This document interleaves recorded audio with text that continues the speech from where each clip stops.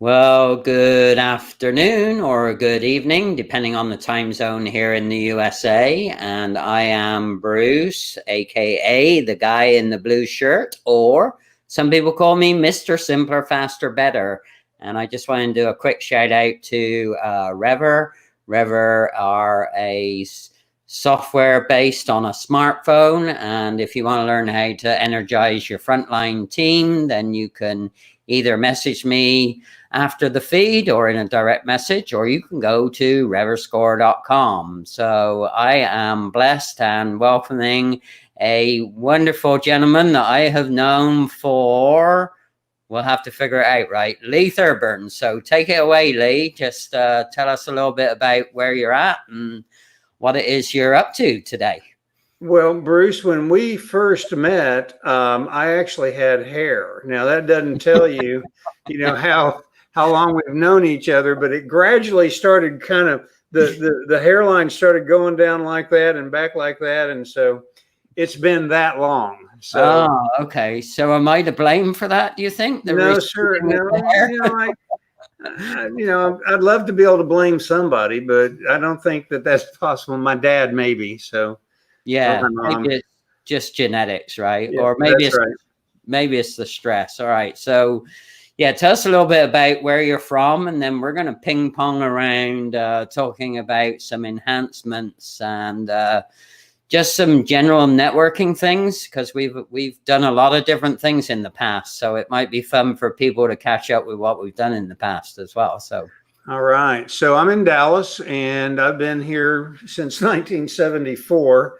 So I've been in Dallas an awfully long time. And I see a bunch of people tuning in. I want to wave hi to everybody. Thank you for joining us.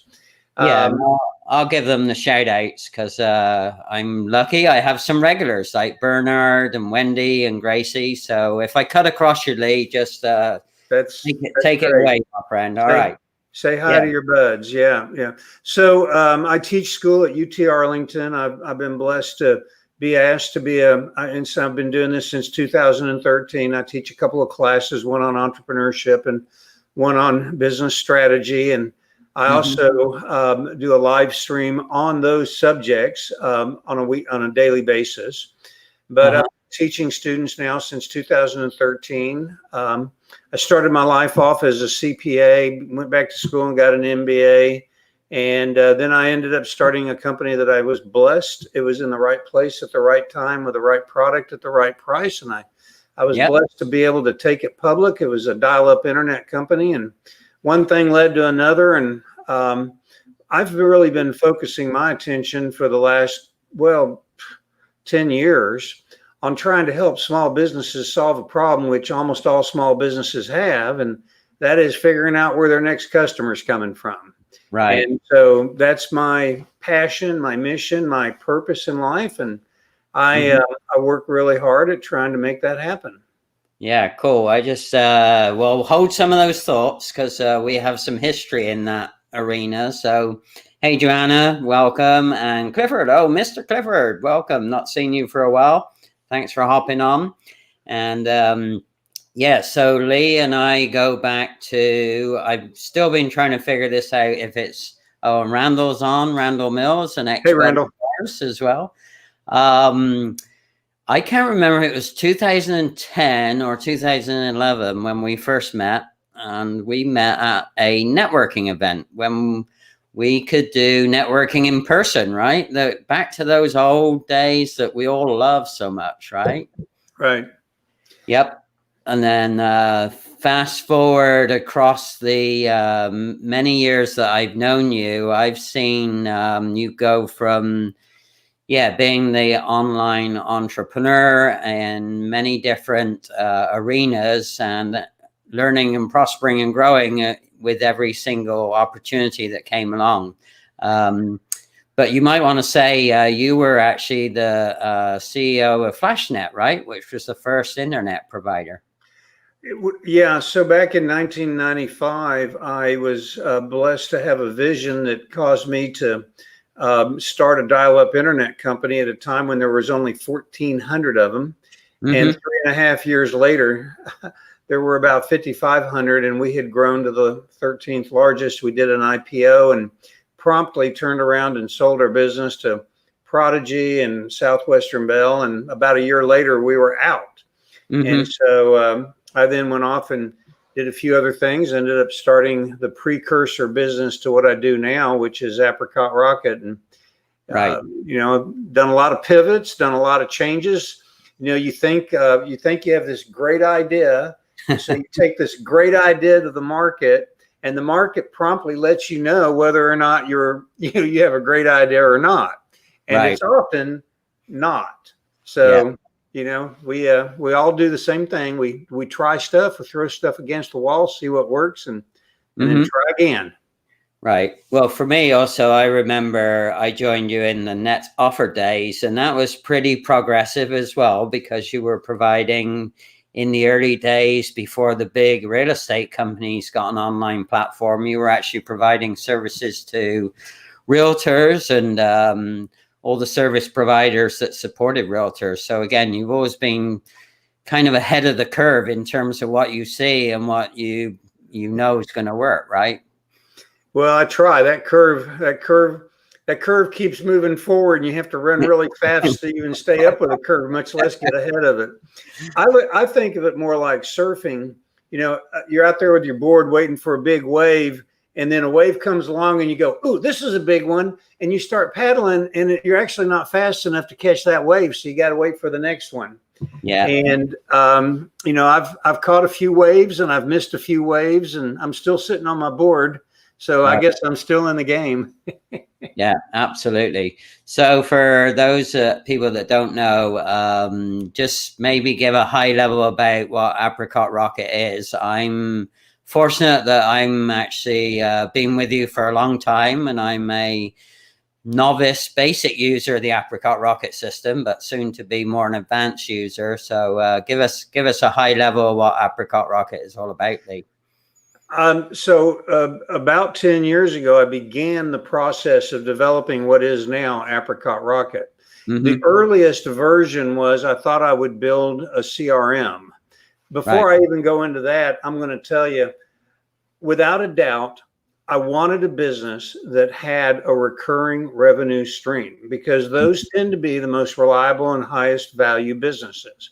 Right. But I began building a CRM. And when I went to market and started offering it to the public, I basically got yawns, people looking around like, "We don't need another CRM, get lost," you know? And so I kept having to add stuff to it. Well, I went through 3 different versions over time. And over time, this concept that started as a CRM grew. And now the easiest way for me to describe it is basically kind of like a pot. You put a stew pot together, and in this stew pot, you put the following things: a healthy dose of Salesforce, a good dollop of Constant Contact, a little text messaging sprinkled on, put in some Shopify, add a loyalty program, layer on top a leads program, and then sprinkle in Twitter, Facebook, and TikTok. When you do that, what you end up with is actually a social business platform that fits in the space between Facebook and LinkedIn. And so the goal of this business is it's a B2B, C2C, C2B, B2C. I mean, the goal here is to literally build an environment, a platform that makes it fun for consumers and businesses to interact with each other. So when I say the TikTok element, we actually have a contest engine that makes it fun for people to engage with the businesses and vice versa. So that's what I've got. And it's kind of an exciting platform. Right. So I believe I'm right in saying it can be any industry in any location, right? Any industry in any location. It is each one of those things that I mentioned. I believe we have a very mature and powerful technology. Mm-hmm. Now, I'm not going to sit here and tell you that we're going to do Facebook better than Facebook or LinkedIn better than LinkedIn. That's not the goal. The goal here is to do something different than what the others are doing. Right. But we do have a lot of those elements together, and we do it in kind of a unique way. But pretty much any business, if you're Macy's or J.C. Penney's, you're not going to want our shopping cart. So we're not designed to be a major enterprise software platform. We're really ideally suited to the small to medium-sized business, and I would say excel at helping people on the solopreneur up to about 5 or 10 employees build a process for getting more customers into their pipeline. Right. Yeah, I was going to ask you about what are you finding in terms of the size of the business, not necessarily their sales, but in terms of so you're finding a good uptake on the solopreneur up to 5 or 10 team members or stakeholders. Is that? Yeah, exactly. The dynamic at work is typically when a business reaches somewhere between 5 and 10 employees, mm-hmm. they can't really grow to or beyond that stage unless they do two things. One is they figure out where their customers are and how to get to them and create a pipeline. Right. And they have to have a technology in place to manage that pipeline. Mm-hmm. And so our ideal client is somebody that's running a business that is using something like Constant Contact as their CRM, which of course it's not a CRM, but that's what they're using it as. They're using it as their primary sort of data management tool. And we do what Constant Contact does, but we do so much more that we make it real easy for them to be able to dramatically improve their technology and their digital marketing tool set and help them connect to an audience that they would not have connected to if they had stayed on MailChimp or Constant Contact.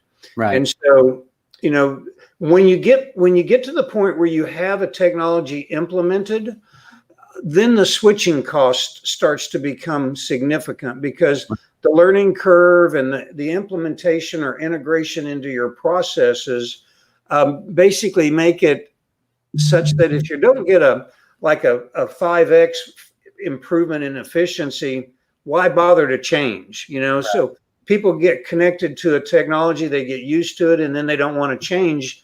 And so it's not a price issue. It's really a switching issue. Right. It becomes cumbersome, and the thought of, oh my goodness, I have to go through all of that again. And right.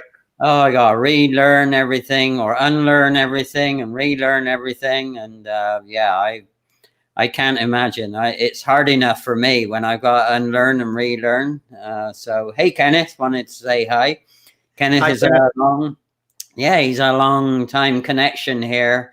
Because I think, as you recall, Lee, I didn't hop back into LinkedIn until about maybe 18 or 20 months ago. So I'm a great example of unlearning what you used to know and having to relearn everything that I now know, but it's not a lot. So, Bruce, I've got to tell you, I have watched what you're doing on LinkedIn, and I've got to say, you have inspired me. And I mean this truly sincerely. You have done a masterful job of learning new tools and technologies and becoming not just adept, but masterful at them. I watch what you do and how you've built your following and how you've gradually and effectively utilized LinkedIn to build a brand. And that's part of why I'm kind of doing the same thing. So your live stream has inspired me to do a live stream. I'm only 2 weeks into it, but I've learned by watching you, and I'm just tickled to follow in your footsteps. Wow, look at that. See, you know what? On the last 3 or 4, can you see this? The hairs on my arm have stood up and made me, gave me goosebumps, man. And for anyone that's watching this, either as a replay or live, we did not script anything. Well, So no, I don't know what to say, Lee. well, you no, I mean, seriously, I watched as you went through a variety of steps in the process. You worked with somebody to learn some skills, and then you started doing it yourself. And where I really, I mean, your utilization of the live stream to build your brand and start being able to, get the story you want to tell out there. I wanted to do that, but I didn't know how. And then I watched you, and I kind of learned how by watching you. Now, you also were kind enough to provide me with some specific tips, and one of them was how to go about getting making a request on LinkedIn for the privilege of being a live streamer. Mm-hmm. And I did that, and 6 months went by, 5 months went by, and I heard nothing. So I was talking to you one day, and you said, well, do it again. And I did. And then about a month later, I got a reply from him, and almost immediately, launched my own live stream. But I wouldn't have probably done that if I hadn't seen you doing it. So, right. Yeah. I'm speechless, which is not a good, not always happens to me, but I'm speechless. Well, but actually, I did want to mention that it's awesome that I can pay it forward, as it were, to somebody that I've known for a long time. I've seen a lot of growth in you and everything you do, and I've seen a lot of growth in myself by looking in the mirror. Some of the growth I don't like, but the guy that really inspired me was Brian Schulman. Brian Schulman he lives down in San Diego, and I met Brian in actually a LinkedIn local in-person meeting when we were still able to meet in person. And I ran into Brian, and he was live streaming, and he just turned around, and I had a badge on, and he said, "Hey, Bruce, this is LinkedIn video." And it's like, I didn't know what to say. So after that, he encouraged me and said, "Bruce, you just got to start. You just got to start getting used to talking to the camera, figuring out how you can have a dialogue with the camera, get past all your quirkiness about being on camera." I mean, he was a wonderful, motivational, encouraging, supportive guy. And that was where it all started. So I got, progressively a little better. Sometimes I got a little worse, and then I'd have to go back and think, okay, that wasn't so good. Let me start again. But that's where the growth comes from, right? Well, I talk to my students, especially in the entrepreneur class, and one of the things I talk about is what are the drivers behind the current sort of dynamics of the entrepreneurial, experiment going on. And I talk about these things right here, and how we all know this, but the reality is this little device right here has more computing power than a Fortune 500 company 25, 30 years ago had available in their entire IT department. And even more importantly, if you have something worth saying, and this is what I tell my students, if you have something worth saying, you can get a message to 1 billion people just for spending a few $100s and $50 a month for a connection. Yeah. That's an incredible amount of marketing power that's in the hands of everybody. Mm-hmm. And so, I thought it was finally time to kind of get with the program and do it myself. And my whole purpose now, I do this thing called Live Stream Lee, which I'll just talk about for a second. Sure. And you can go to livestreamlee.com. And actually, that's a website that I have on our platform. And you can, you'll be seeing the Apricot Rocket technology in place. It's kind of like a profile page that you would see on a social media. You go there, and I use that as the home base for Live Stream Lee, and I put all of our streams there after they stream to YouTube and so on. And so I put them there. And then there's a membership area that's free that you can connect to. You get an account, you can play with it. But I do the live stream Lee because my whole purpose on that is to share the knowledge that I have. And so there's, I mean, sure, great if you use the technology and spread the word, awesome, but none of that's required. My whole purpose on this is to just, I mean, I teach entrepreneurship and I teach business strategy. I've got like 16 weeks, 43 hours of lectures and detail that I can share. And I thought, what better way to do that than, through a LinkedIn live stream? So, yeah, I'm having fun doing it. Yeah, I've been on a few, and I think the other piece of the puzzle, Lee, is you called it pivoting, but I like to say pivoting to me is a little bit shorter term. It's when you can really adapt and figure out how do you adapt to the things that are in front of you or around you that are changing. And for me, the real power of live hosting is what you learn, but more importantly, you can encourage people to go back by using the hashtag replay, and you can get people to go back and see it in their own time, in their own space. They can chop it up 1 minute at a time if they're not, able to spend 20 minutes or whatever it is. So the adaptation of how to use a live feed is becoming more and more powerful. And that's, it's kind of like turning on the TV to your own channel as and when you want it, and turning it off and going on to another channel. And it's just so amazing how you can learn in a totally different way now. Master Obi-Wan, you mentioned something I need to learn. You mentioned the hashtag replay. Master Obi-Wan, you're going to have to tell me how to do that. So it's pretty simple. The people that are on the live feed now commenting, at the end, I'll give you a little tip on how you can go back and answer any questions or anything. The people that see it afterwards, then I repost it and I use the hashtag replay. And then all you do is if somebody's watching it as a replay, you encourage them to use hashtag replay so that you know what was the audience that was truly live, listening live, feeling the love, as it were, and then what were the audience that went back and saw it as a replay in their own time. And they may not have seen it in one big old chunk. They may come back in 3 or 4 times or multiple times and watch those segments of it. Obi-Wan Bruce, you are truly a Jedi of the live stream. Thank you. Oh, thank you. I don't deserve it. I don't have the tin suit, right? Well, again, I just learned something here. And one of the things about doing the live stream, and now this is true of the classes I teach, nothing has made me understand the topic better than having to teach it to students.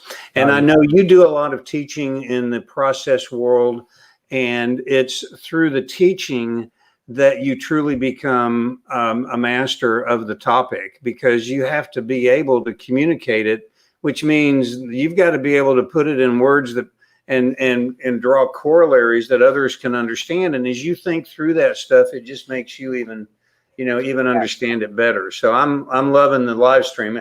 Even doing the live stream as opposed to the teaching, I'm still, improving, learning.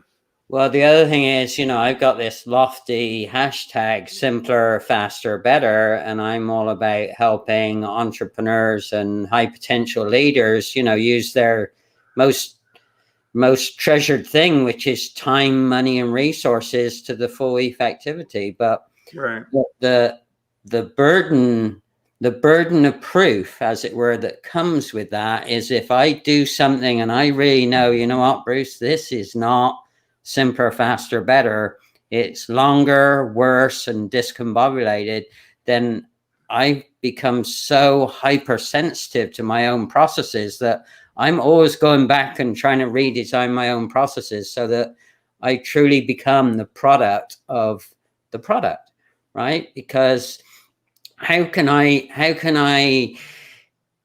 in a trusting relationship, showing somebody to do something that I'm either not confident about, or that I've been back and I've tweaked it a little bit and tweaked it here. And so literally every week, in fact, I'll show you, I have a weekly planner with my bullet points on. And so what I do is come to the weekend, on my weekend time, I actually try and do simpler, faster, better based on my notes from, what didn't quite go to plan this week. Well, I have an in-house simpler, better, faster expert. Every time I think I have improved my system to the point where it's totally intuitive, I ask my wife, Julie, to, try something new out. And I immediately find how much I'm doing an engineer thing, because engineers build it and we think, oh, it's so easy. Absolutely. And then a person that didn't build it tries to use it, and they're going like, why are you making me push 3 buttons when I should only be able to push 1? And I'm like, well, what's wrong with pushing 3 buttons? Well, it's back to that. So I always say that, in my process, and it's still not there, if I could get to the productive output that I want to show somebody in 3 clicks or less, then that's getting pretty close to the high standard of everything being simpler, faster, and better. And then the other thing is about once a month, you got to be willing to stand back and look at cleaning up your process, which is why my website is called processcleanup.com/info, because, again, if I'm not the product of the product, and when I interact with somebody, if it's not simpler, faster, better, they're going to be like, what are you talking about? Right? So that's the biggest lesson learned in the last year for me, is you got to be the product of the process, and the process has to be the product. So, I've been building software most of my life, and there's this phenomenon. If you have a sheet of paper, and I'm going to get confused doing this because I can't even get my hands for it, but I'm just going to do it this way. So you have time on this function, and then you have functionality here. You basically go gradually. You get a lot of functionality. You get a lot of cost. Yeah, you get a lot of functionality very quickly, but then you don't get any. The user interface is hard. It's like the old airline reservation systems. You had to study for 3 weeks to be able to run one. Yeah. Well, then you get to the point where you get all your functionality and you want it easy to use. You don't get any more functionality, but your cost curve goes up like that, because it takes so darn long to make it easy to use. Right. And so, fighting that battle of adding functionality, debugging, and making it easy to use is a heck of a challenge. And that's one everybody I know in the software world fights on a regular basis. Hey, yeah. Well, they should call me up, Lee. Maybe I can help them become simpler, faster, better. Anyway, Wendy's saying, yes, women are logical. Correct, Wendy. I come, as you know, from an all sisterhood household, and I was always getting tutored in daily logic on a daily basis. So there we go. Well, we're kind of coming up to our 30-minute or so horizon, Lee. What was that website again? Say that slowly for people. I assume you want people to go to the live stream. Yes, so you can see the Apricot Rocket on here, but the other one is livestreamlee.com. Okay. It's livestreamlee.com. All right. So I can't tell if Gracie very often pops that in the comments for me. So if you're on, Gracie, and you're listening, say it one more time, Lee. Livestreamlee.com. Right. I wonder if I can. I'm going to try to edit my name here. Let's see here. Oh, yeah, even better. How about that? We should have. Look at this, simpler, faster, better on the fly. There we go. Let's see if I can do that. Limit to 50 characters. Now I got to take the Apricot Rocket off. So you've had a chance to look at that one anyway. There you go, livestreamlee.com. All right. Well, and that'll show up in the replay. So that's people that watch it as a replay. Gotcha. So awesome. Oh, there we go. Gracie's got it. She's already got it. So if people don't want to read the screen, thank you, Gracie. Gracie is an amazing supportive resource, and we try and have some fun and talk. If you ever want to talk about somebody that's learned simpler, faster, better, then Gracie is a prime example, even down to doing things simpler, faster, better at home now. Not only in her business, but she does stuff at home that's simpler, faster, better. So she's always so excited to tell me her new story about how she's used it. So it's great. Well, Bruce, you know your stuff. I've known you a long time, and you are definitely a master. You're a Jedi of the simpler, faster, better process as well. I am. No, you're a Jedi master of that. Actually, in where a lot of the technology or methods were designed in Japan originally, supported by the US government. People don't realize that after the Second World War, the US government invested a lot of resources and time and money and people in building the Japanese re-economy. And it was from that re-economy where all the big, heavy hitting process improvement tools came from. So anyway, the point about that is that I was blessed recently, and I worked with somebody, and the highest honor in Japanese process improvement is the word kiyoshi. And kiyoshi means to be a wizard of the process. So obviously it only applies to a man, because for a lady, they can't call the lady kiyoshi. And I've forgotten what the lady term is, but there is a lady wizard term as well in the Japanese culture for process improvement. So there we go. A little bit of Japanese right at the end of this. How about that?